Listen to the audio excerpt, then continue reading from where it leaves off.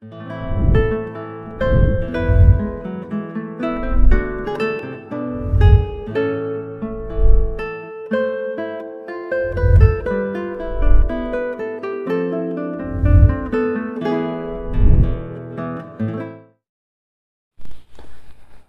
amantes da mitologia, sejam todos bem-vindos ao canal Mitologia Grega de A a Z.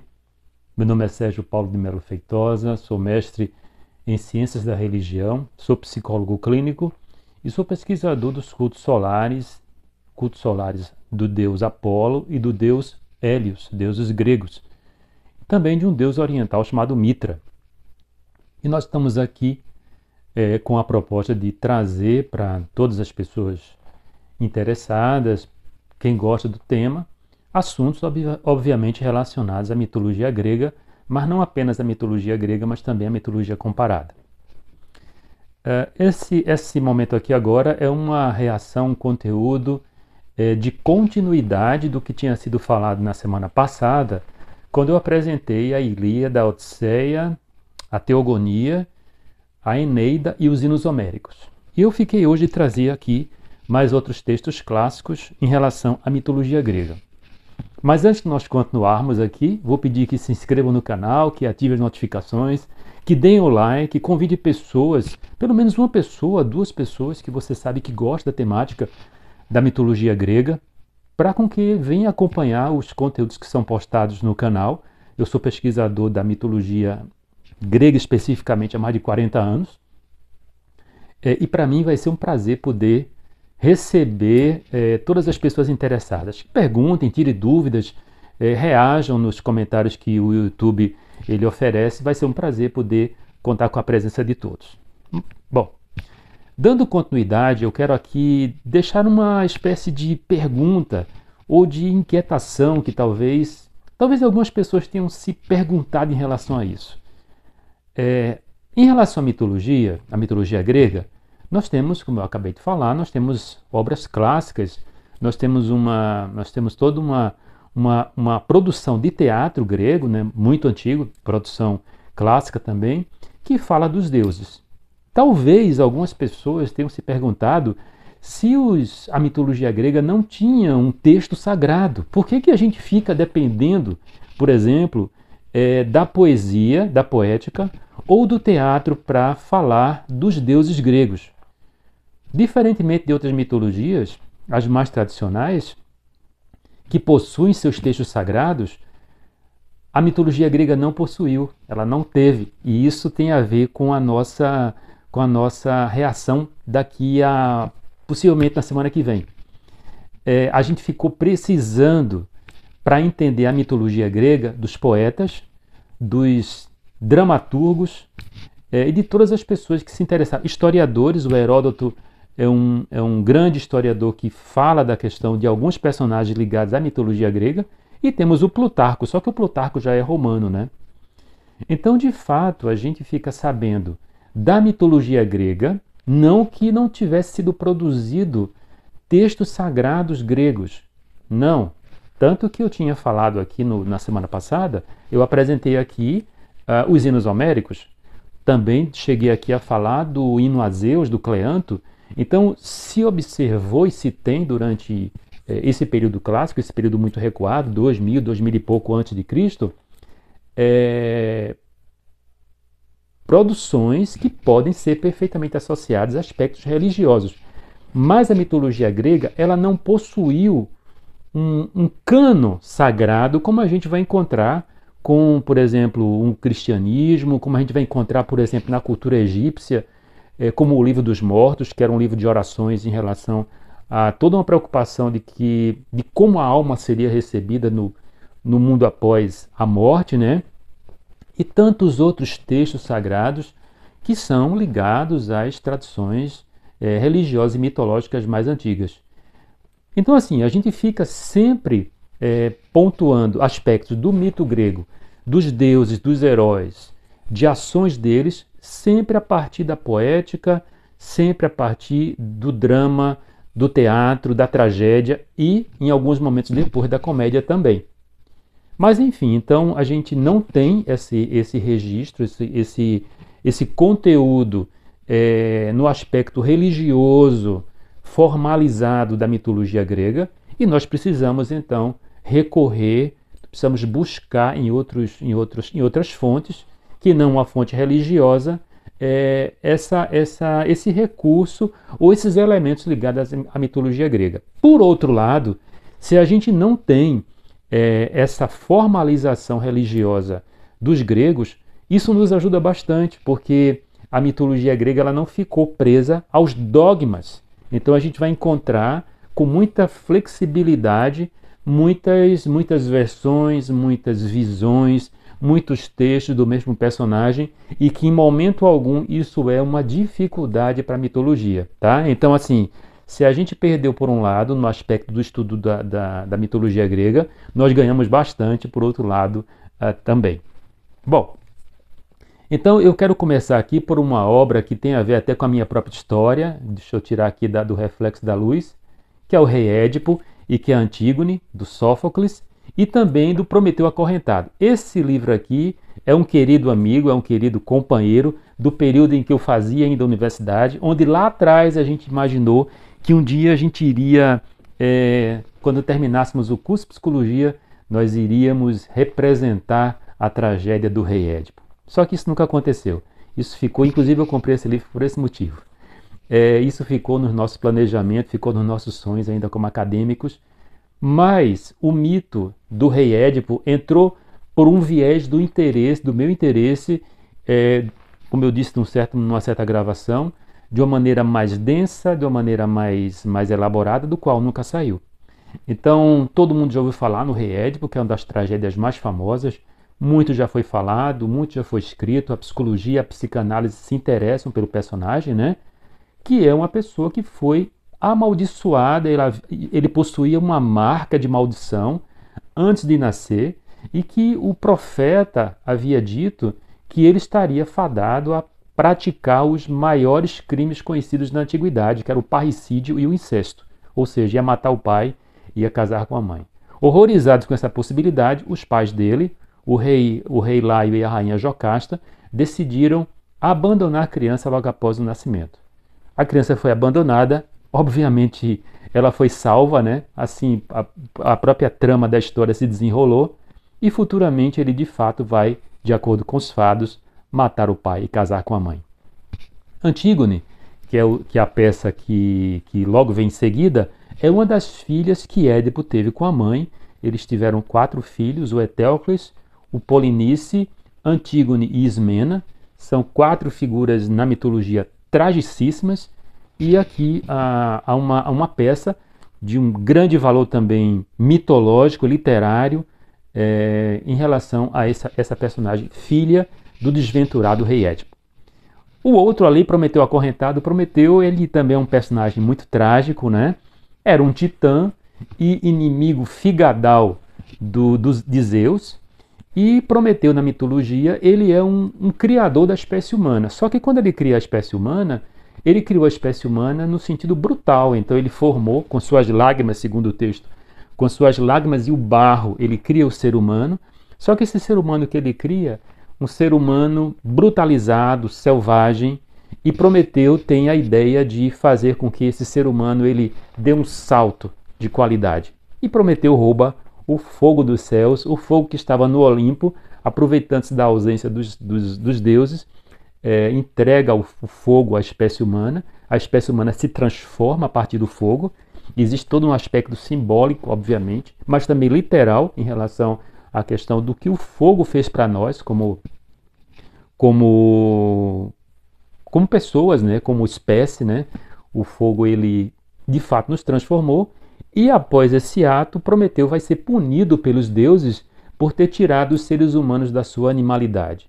Ele vai ser acorrentado ao Monte Cáucaso durante cerca de 300 anos, onde diariamente uma águia, que era o animal que simbolizava Zeus, comia o fígado de Prometeu. Como era um deus, esse fígado ele se reconstituía, e no dia seguinte essa águia voltava lá, e durante séculos, então Prometeu foi punido dessa forma. Eu estou aqui também com outro texto, que é em cima da questão do Édipo, é uma história a seguir, que é a história de Sete contra Tebas, tá? Do Ésquilo, e que conta o conflito que surge entre os dois filhos dele, o Etéocles e Polinice, numa guerra fratricida. Essa obra aqui é fundamental ser conhecida. Trouxe uma outra aqui, sim, eu tenho aqui uma edição de luxo do Rei Édipo, também do Sófocles aqui. Isso aqui eu ganhei de presente de um cunhado. Então aqui eu tenho essa edição de luxo, de fato, né? É a editora Peixoto Neto. Tenho aqui uma obra que é do Eurípides, que é um outro dramaturgo grego, ali Medeia, as Bacantes e as Troianas. Tem umas Bacantes em uma outra edição aqui. Essa edição ela é uma edição bilíngue, tá? Traduzida pelo Jaá Torrano. Essa aqui ela é em grego e no português. E Medeia é uma figura tragicíssima, né? Ela é uma parceira do herói Jasão. E quando Jasão chegou para realizar a sua gesta, Jasão percebeu que não conseguiria realizar sozinho. Medeia, ela era uma feiticeira, ela era sobrinha de uma grande bruxa da antiguidade, que é Circe, do qual está envolvida no mito de Odisseu, né? Circe que fez com que Odisseu, inclusive, não envelhecesse, né? Então, Odisseu, quando volta para casa, os anos não passaram para ele, e Penélope achou estranho aquilo e perguntou o que tinha acontecido. E aí Odisseu conta, né, que recebeu de presente o dom da juventude eterna. Pois bem, Medeia, sobrinha dela, experimentada nas artes mágicas e ajuda Jasão na sua tarefa, né? Com a condição de que Jasão, quando retornasse, levasse ela, tirasse ela do lugar onde ela estava, e ela tinha se apaixonado por ele.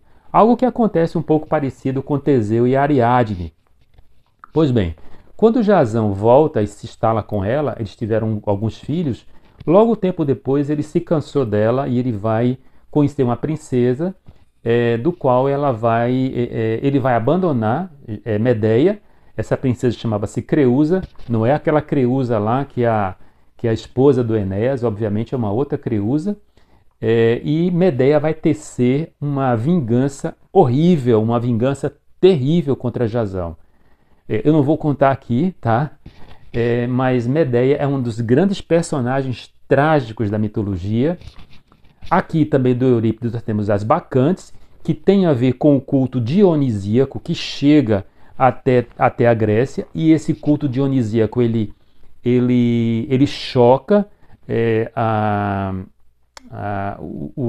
uma certa região.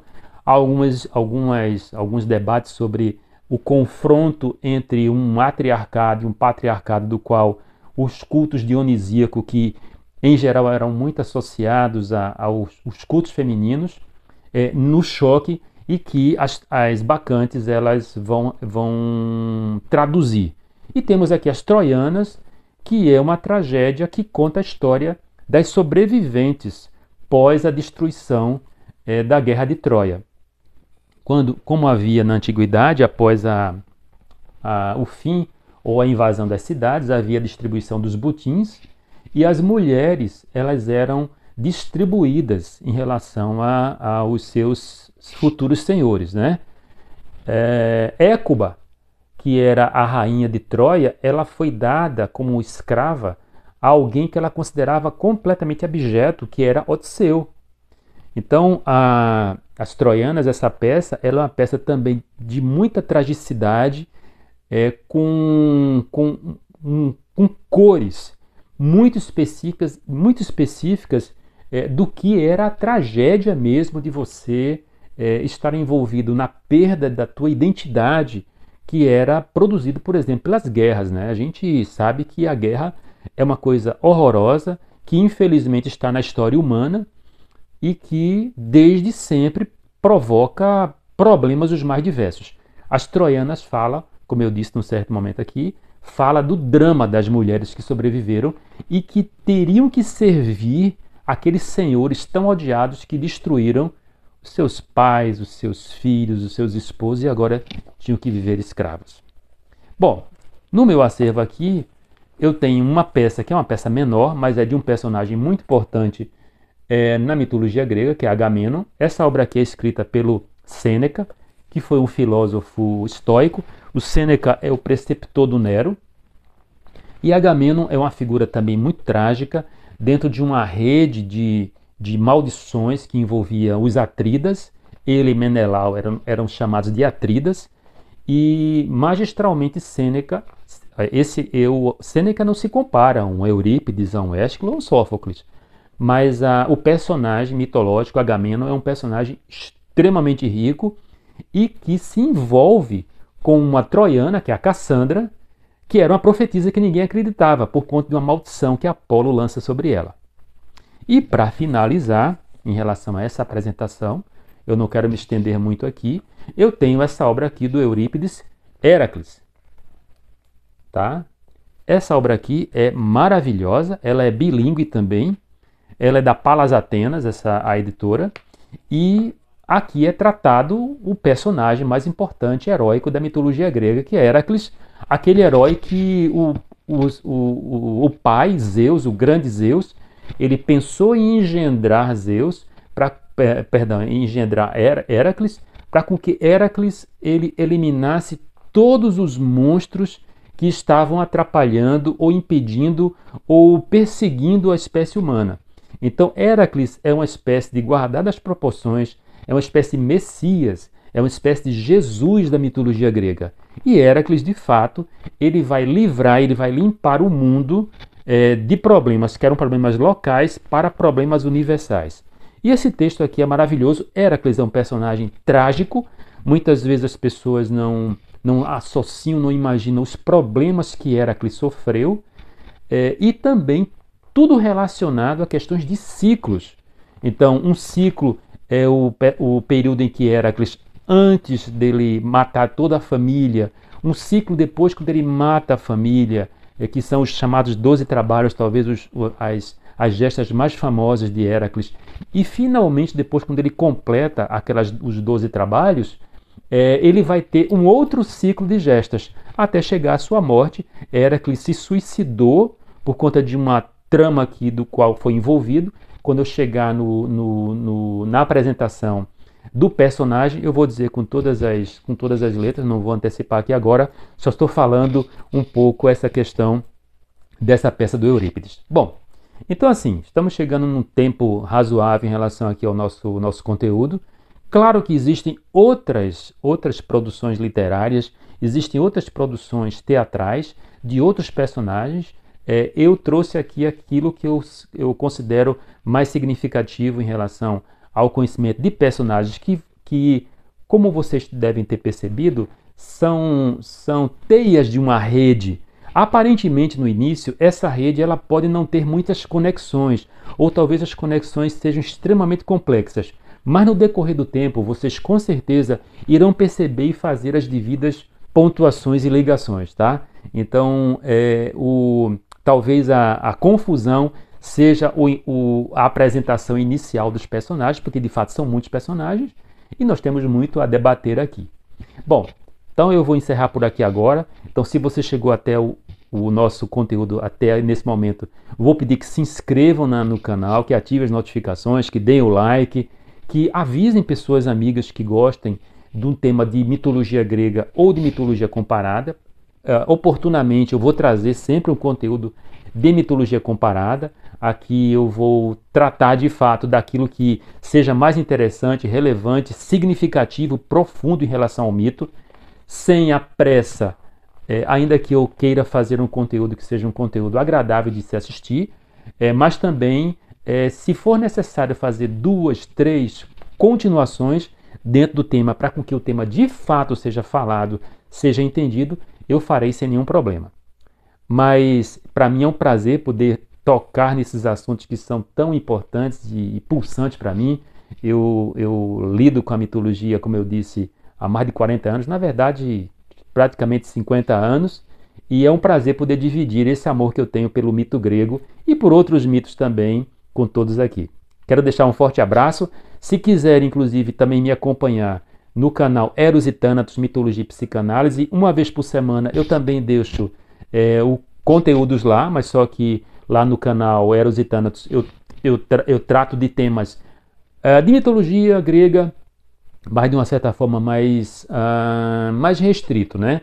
Aqui, como é mitologia de A a Z, eu vou tratar de fato aqui com mais liberdade de A a Z.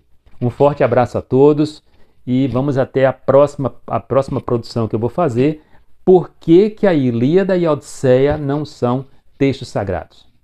Ou, se são sagrados, por que não são textos religiosos? Um forte abraço e até breve.